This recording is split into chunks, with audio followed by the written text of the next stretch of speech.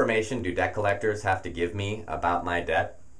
Within 5 days of the initial contact with you, every debt collector generally must send you a written notice indicating the amount the creditor asserts you owe, the name of the creditor you owe, and how to seek verification if you dispute the identity of the creditor or the amount you owe.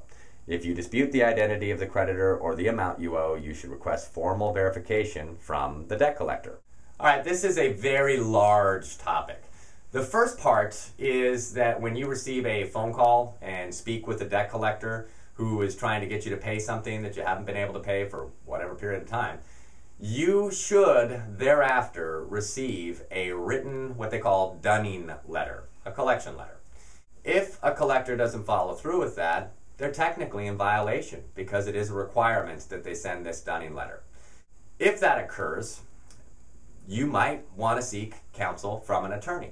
And throughout this series, you'll know that debt collection violations do happen and that there are attorneys around the country that are available to assist you. And when it comes to FDCPA violations, your consults are free, and if they take your file, they're generally not going to charge you for it. So it's a pretty good system. The DebtCC website for many years now has been answering this question many different ways. Validation is your right. If you're trying to resolve an account, sometimes it can be counterproductive. I've talked about that in prior videos. Sometimes it's absolutely the next step that you should take.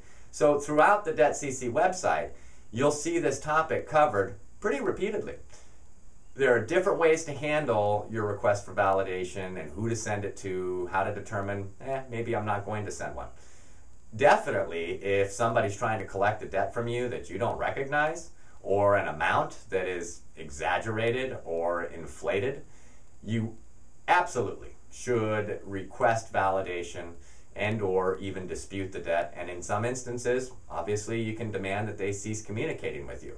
On the DebtCC site, there's a search box on every page. If you want to quickly find more information about this topic, just type in debt validation or dispute debt, cease communication.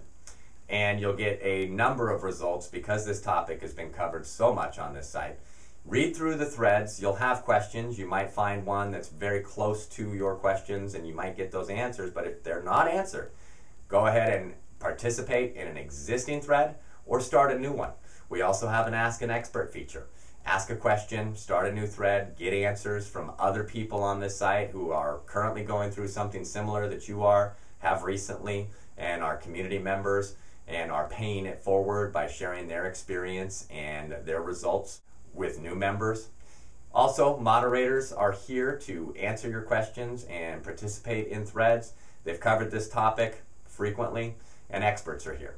So make use of the free community at DebtCC. Use the resources that you see on the screen to reach out and speak with an attorney. Let's move on to the next question.